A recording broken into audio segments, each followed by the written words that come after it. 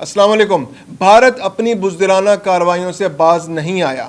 اس نے 6 مقامات پر رات کے اندھیرے میں حملہ کر کے 26 شہریوں کو شہید کر دیا، جبکہ ان حملوں میں 46 افراد زخمی بھی ہوئے۔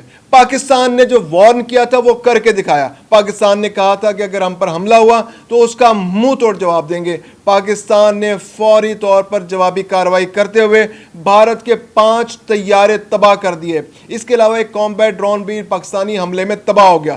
سب سے اہم بات کہ ان 5 طیاروں میں سے 3 طیارے رافیل طیارے تھے جو ابھی تازہ فرانس سے بھارت پہنچے تھے، اور ان طیاروں پر بھارت کو بہت ناز تھا کہ وہ پاکستان ان پر کسی طرح قابو نہیں پا سکتا۔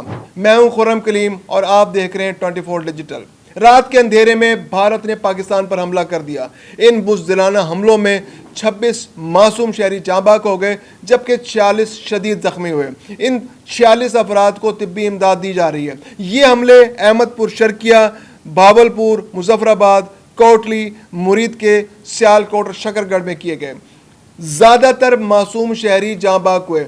پاکستان کی جو سیکیورٹی ادارے تھے وہ پہلے ہی ان حملوں کو پریمپٹ کر چکے تھے۔ ان کو اندازہ تھا کہ بھارت یہ حملہ کرنے کی پلاننگ کر رہا ہے اور اس کے دماغ میں کھچڑی پک رہی ہے، تو اس لیے پہلے ہی ISPR انٹرنیشنل صحافیوں کو اور مقامی صحافیوں کو ان علاقوں کا دورہ کرانے لے گئی تھی۔ یعنی ان 6 مقامات پر جہاں پر بھارت نے حملہ کیا، ان میں سے 4 مقامات کو پاکستان نے صحافیوں کے سامنے کل ہی پیش کیا تھا، اور آج 2 مقامات یعنی بھاولپور اور احمد پور شرقیہ میں پاکستان نے صحافیوں کو لے کر جانا تھا۔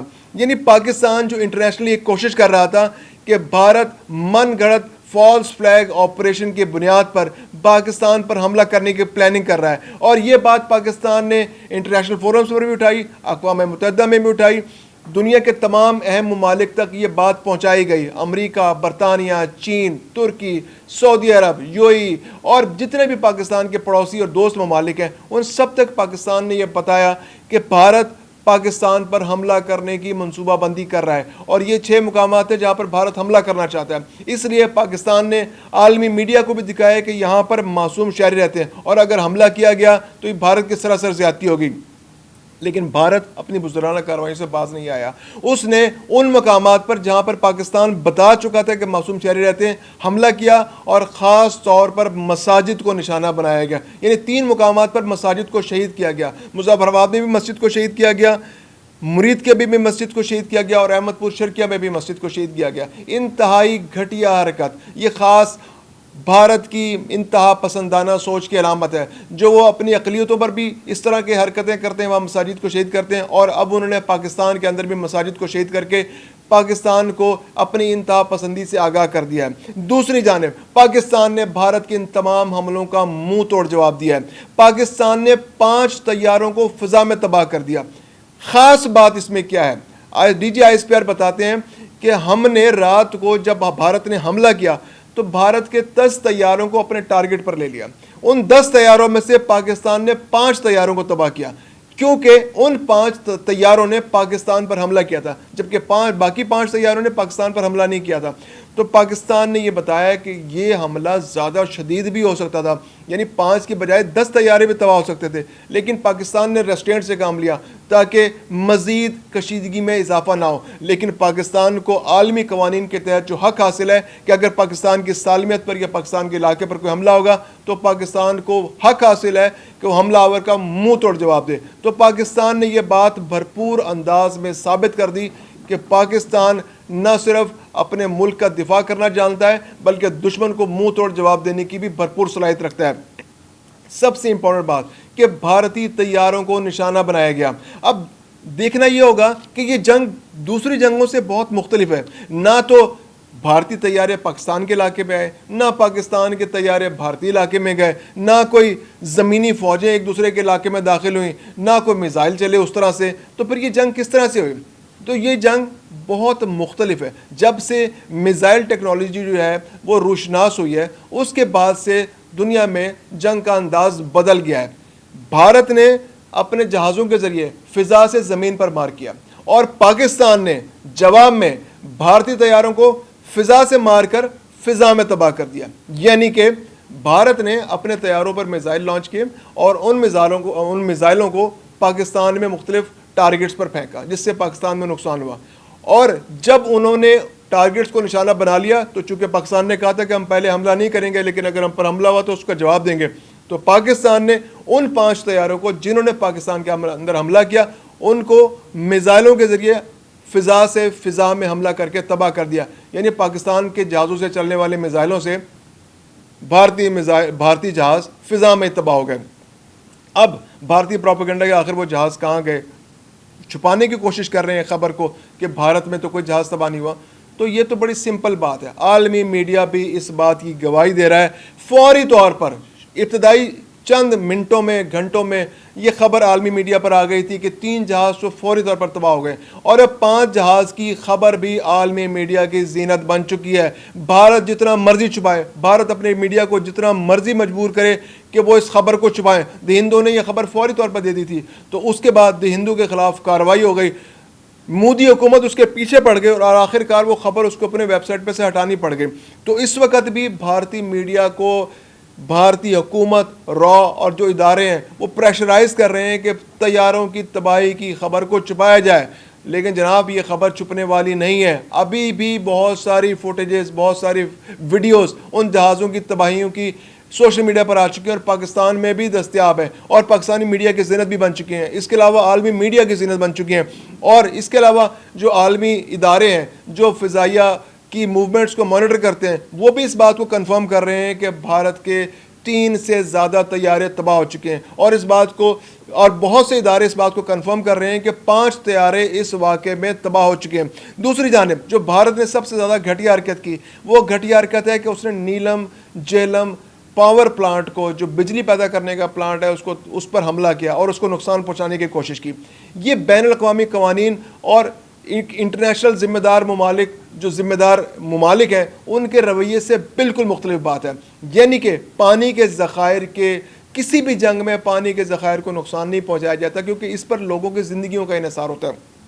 لیکن بھارت نے گھٹیا پن کا مظاہرہ کرتے ہوئے پاکستان کے اندر نوشہری کے مقام پر نیلم جہلم ہائیڈرو پروجیکٹ کو, جو بجلی پیدا کرنے کا ایک پروجیکٹ ہے, اس کو نقصان پہنچانے کی کوشش کی ہے. اب اس نے پاکستان کو ایک جواز فراہم کر دیا ہے کہ وہ آنے والے دنوں میں بھارت کے اندر اگر کوئی اس طرح کا منصوبہ بنتا ہے جس کے ذریعے پاکستان کے پانی کو روکا جا سکے تو اس کو تباہ کرنے کے لیے پاکستان کو جواز فراہم کر دیا ہے. اب بگلیار ڈیم جو چناب پر تعمیر کیا گیا ہے وہ بھی پاکستان کے نشانے پر ہے. اب اڑی ڈیم, اس کے علاوہ سالار ڈیم, اس کے علاوہ نیلم جو کشن گنگا ڈیم ہے وہ بھی بھارت کی پاکستان کی پہنچ سے دور نہیں. اور پاکستان کے پاس ایسے اسپیسیفک میزائل, ایسے اسپیسیفکیشنز کے ساتھ موجود ہیں جو خاص طور پر اس پانی کے ذخائر کو تباہ کرنے کی صلاحیت رکھتے ہیں.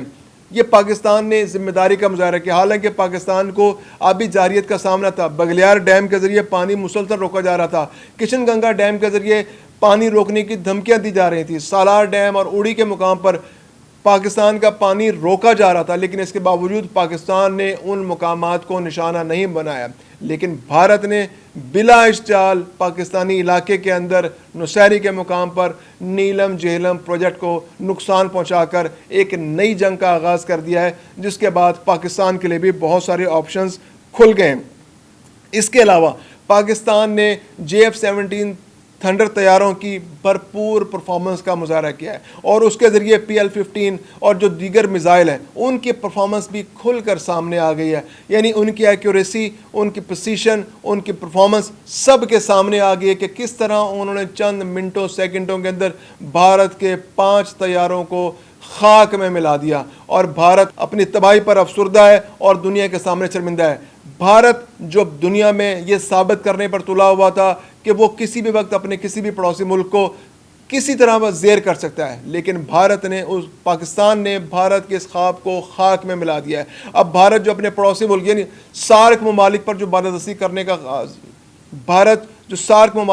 بالادستی قائم کرنے کا خواب دیکھ رہا ہے, پاکستان نے اس خواب کو چکنا چور کر دیا ہے. بھارتی مظالم کا شکار ہیں سارک ممالک. پاکستان پر اس نے حملہ کیا, اس کے علاوہ سری لنکا کے معاملات میں مداخلت کرتا ہے, نیپال کی سوورینٹی پر وہ حملہ کرتا ہے. بھارت سارک ممالک میں بالادستی قائم کرنے کا جو خواب دیکھ رہا ہے, پاکستان نے اس خواب کو چکنا چور کر کے رکھ دیا ہے. پاکستان نے بھارت کو بتا دیا ہے کہ وہ کسی صورت بھارت کی بالادستی کو قبول نہیں کرے گا۔ بھارتی بزدلانہ حملوں کے جواب میں پاکستان نے حملہ کر کے بھارت کے 5 طیاروں کو تباہ کر دیا، جن میں 3 رفائل طیارے بھی شامل ہیں۔ اس کے علاوہ ایک کامبیٹ ڈرون بھی اس حملے میں تباہ ہوا۔ تو اس طرح پاکستان نے بھارت کی ایئر فورس کے اندر بالادستی کو خاک میں ملا کر رکھ دیا۔ اس کے علاوہ پاکستان نے بڑا کلیئر میسج دیا ہے دنیا کو کہ بھارت جو دنیا کے سامنے یہ ثابت کر رہا ہے کہ وہ چین کو بھی چیلنج کر سکتا ہے، وہ پاکستان کو بھی چیلنج کر سکتا ہے، وہ اس خطے میں سپر پاور بننے جا رہا ہے، اور اسے سلامتی کونسل کی مستقل رکنے دیے جائے تو ابھی اس کی یہ اوقات نہیں ہے، یہ اس کی صرف ذہنی خلفشار ہے۔ اس کو یہ خواب آتے ہیں، وہ ہر چیز کو ایک بالی ووڈ کی فلم سمجھتا ہے۔ اس کا خیال ہے کہ وہ بس حملہ کرے گا اور جس طرح سے وہ چاہے گا اس کے ملک اس کے سامنے جھکتے چلے جائیں گے، اس کے پڑوسی ممالک۔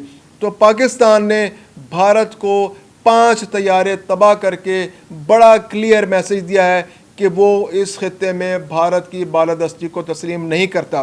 اس کے علاوہ اس سارے واقعے کے بعد، بھارت کی اس بزدلانہ کارروائی کے بعد، چین کا اس خطے میں اثر و رسوخ میں اضافہ ہوگا۔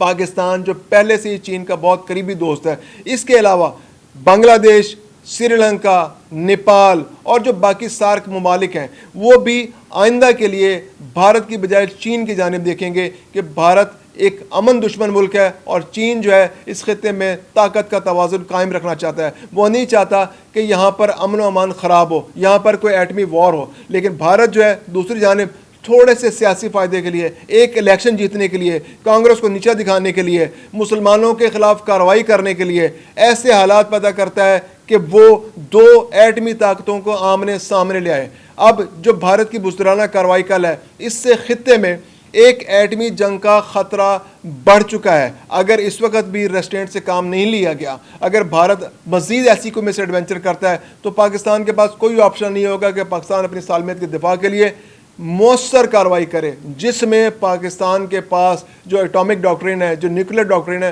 اس کے تحت یہ بھی ہے کہ اگر پاکستان کی سالمیت پر خطرہ ہوا یا پاکستان کی خود مختاری چیلنج ہوئی تو پاکستان اپنے دشمن ملک پر ایٹمی میزائل سے بھی حملہ کر سکتا ہے۔ تو اگر کوئی ایسی صورت پیدا ہوئی تو یہ خطہ ایٹمی جنگ میں جائے گا اور ایسی ایٹمی جنگ کی تپش پورے علاقے میں محسوس کی جائے گی۔ اس وقت سلامتی کونسل بھی الرٹ ہو چکی ہے، دنیا کے بڑے ممالک بھی الرٹ ہو چکے ہیں۔ فوری طور پر امریکہ کے وزیر خارجہ نے پاکستانی وزیر اعظم سے بھی رابطہ کیا اور بھارتی وزیر خارجہ سے بھی رابطہ کیا، اور دونوں کو اس بات کا مشورہ دیا کہ وہ اس وقت تھوڑا سا صبر و تحمل کا مظاہرہ کریں اور کسی بڑی جنگ میں جانے سے گریز کریں۔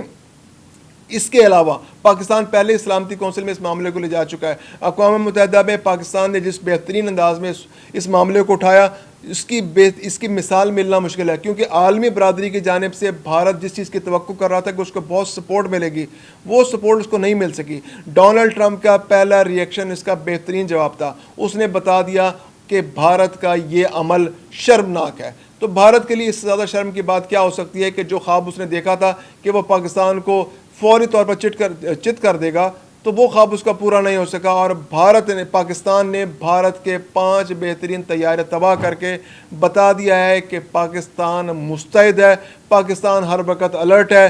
جو کہا جاتا ہے کہ پاکستانی فوج جاگتی ہے تو ہم آرام سے سوتے ہیں، تو اس نے پاکستانی فوج نے یہ بات درست ثابت کر دی کہ ہم آرام سے سو سکتے ہیں، کیونکہ ہماری فوج، ہمارے محافظ راتوں کو جاگتے ہیں اور وہ الرٹ ہیں، اور وہ دشمن کی کسی بھی بزدلانہ کارروائی کو ناکام بنانے کے لیے، مؤثر کارروائی کرنے کے لیے مستعد اور تیار ہیں۔